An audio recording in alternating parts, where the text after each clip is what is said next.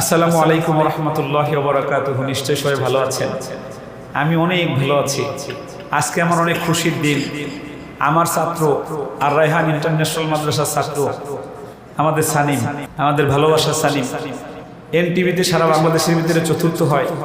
ওইখানে সে বাইতুল্লাহ জিয়ারাত এবং রাসূলের রওজা জিয়ারাত পুরস্কার পায়।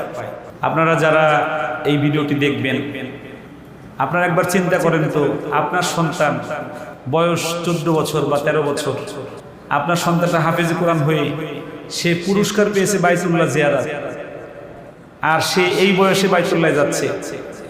আপনি চোখ বন্ধ করে একটু চিন্তা করে দেখুন তো আপনার কেমন লাগবে।